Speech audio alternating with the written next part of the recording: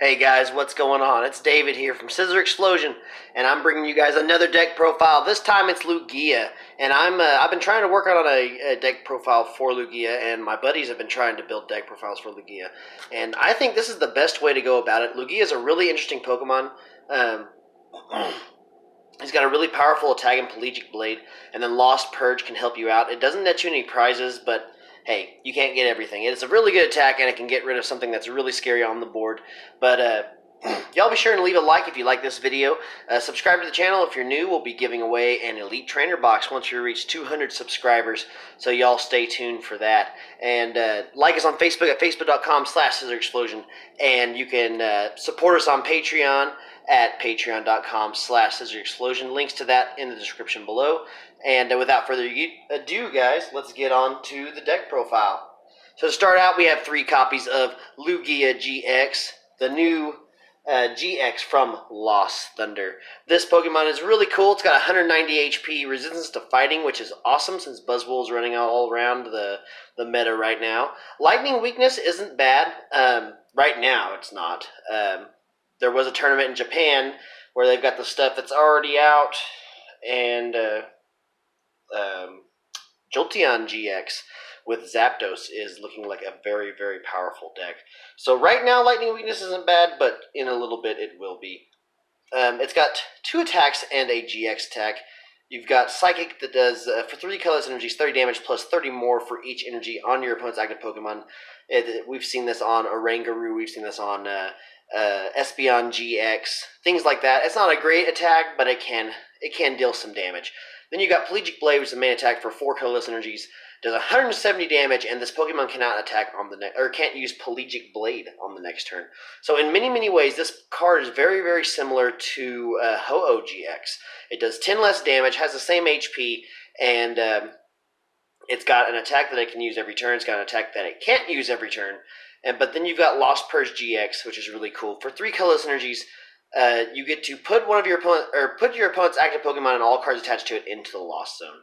Really, really good. Doesn't net you any prizes, but it does get rid of a big threat that is on the board. You could Guzma something up that is troubling you in the background and just send it to the Lost Zone, which could be really, really helpful against things like Bucephalon GX. You could send a Bucephalon to the Lost Zone without activating your opponent's B-strings. So that could be really, really helpful. Now, to pair with this, I am running 2 copies of Shining Lugia. Just because, hey, Lugia needs a backup supporter, why not use himself? You've got 2 copies of Shining Lugia, and Shining Lugia has proven that he's pretty good in the format. You've got Argent Wing for 3 colorless energies, does 60 damage plus 60 more if your opponent's active Pokemon has an ability. Then Arrow Force for 4 colorless energies does 130 damage, and you must discard a card or discard an energy from this Pokemon, which can play in with it really well because we are playing this deck with Malamar, and that's what we're getting into next.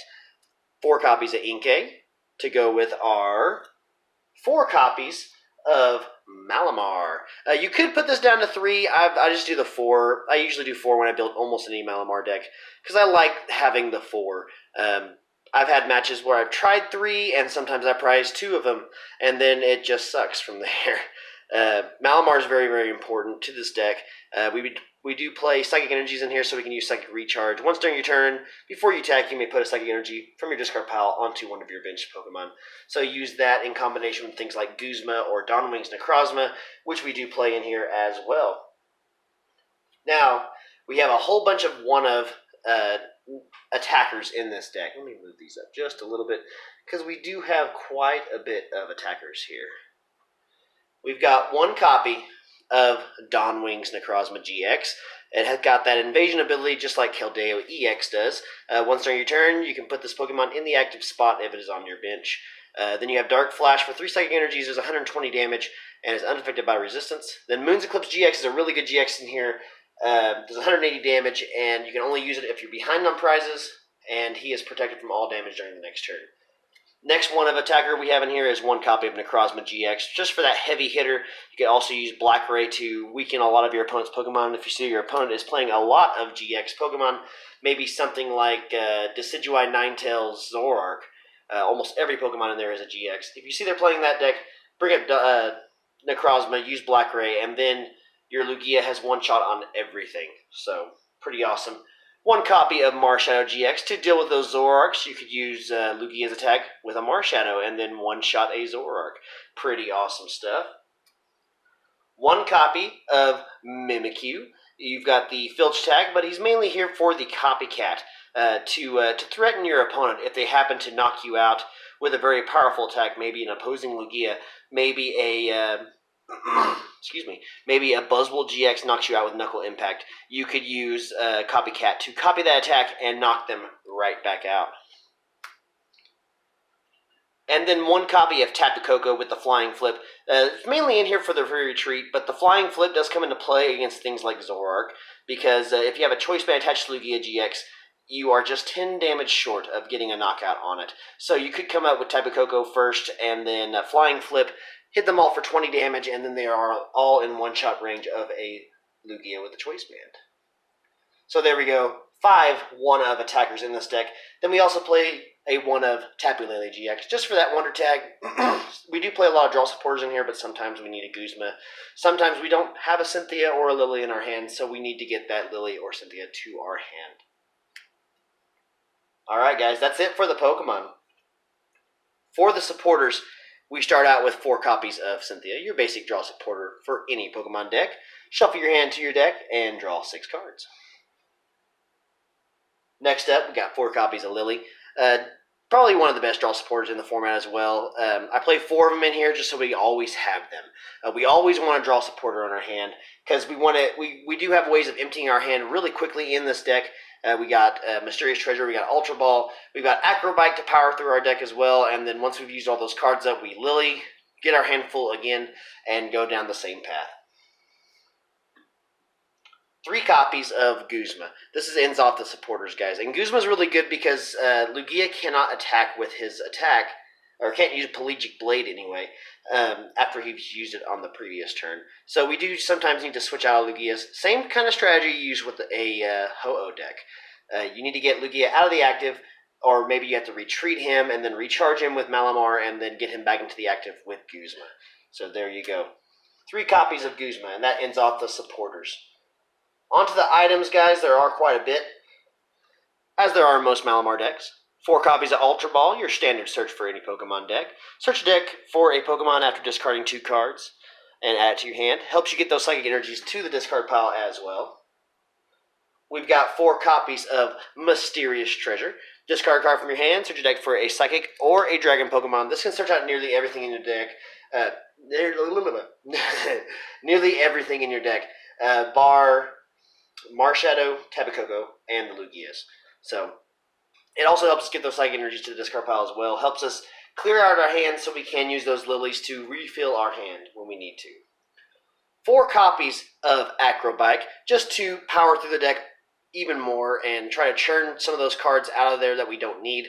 We can also, I love Acrobikes that give us something useful and then a psychic energy. So you can get rid of that psychic energy and then put the useful thing into your hand. Really, really awesome. 3 copies of Choice Band. Here it is. I would love to up this to 4. In most of my Ho-Oh decks, whenever I built one, I would play 4. And I just feel like 4 is probably the better option in this deck. I just haven't found the spot for it. It is something I would like to do, though. Maybe cut one of these attackers, maybe a Mimikyu. Yeah, maybe Mimikyu you could cut for a 4th Choice Band if you would like. 2 copies of Switch. Like I said, switching in this deck is really important because you want to get that Lugia out of the active if he is unable to use Pelagic Blade. We do have alternative attackers in here as well. We can use Dawn Wings to attack if we don't have a way to switch Lugia out, then put him back into the active. Wish we had Floatstone, that'd be awesome. Dawn Wings Necrozma can come up and attack with Invasion. You could switch out and then attack with a Necrozma GX and hit your opponent for 190 damage. If you have 3 psychic energies attached. But, hey, switch is really important to this deck. Then we play 1 copy of Rescue Stretcher just to get those Pokemon back that we need. A lot of times, though, when we discard things like Lugia or Shiny Lugia or Necrozma, we can come up with our Marshadow GX and attack them with him instead. And then to end off the deck, guys, we've got 8 copies of Basic Psychic Energy. Right there. And then we have 4 copies of Double Colorless Energy. Double Colorless is really good and helps us power up our Lugias really quickly. You can attach Double Colorless, then Psychic Recharge twice, and you have a Lugia ready to go. You can also use this in combination with your Shining Lugia and your Tapu Koko as well. Or Marshadow. Marshadow could attack as a Lugia as long as it's in the discard pile. So this is the deck, guys. I really like this deck. It's really strong. I don't know if it's quite meta, just because there's things that are faster out there right now. You've got Bucephalon, you've got Stage 2s are coming back into the format, and Gardevoir just won a regional, actually. And Gardevoir would be a horrible matchup for this deck, just because you stack so many energies on Lugia, so many energies on Dawn Wings, and Gardevoir wouldn't have any problem knocking out almost anything in this deck. So take that in mind if you do decide to take a deck like this to a tournament. But still, I encourage you to give it a try. I love running decks that aren't exactly meta, and seeing them top is even more pleasurable. So you guys let me know what you think. Let me know what other things you might change in this deck. Leave me a comment down in the comment section below about those ideas. Subscribe to the channel if you're new, like and comment and all that good stuff. And this is David from Scizorxphlosion, and we'll catch you guys all next time.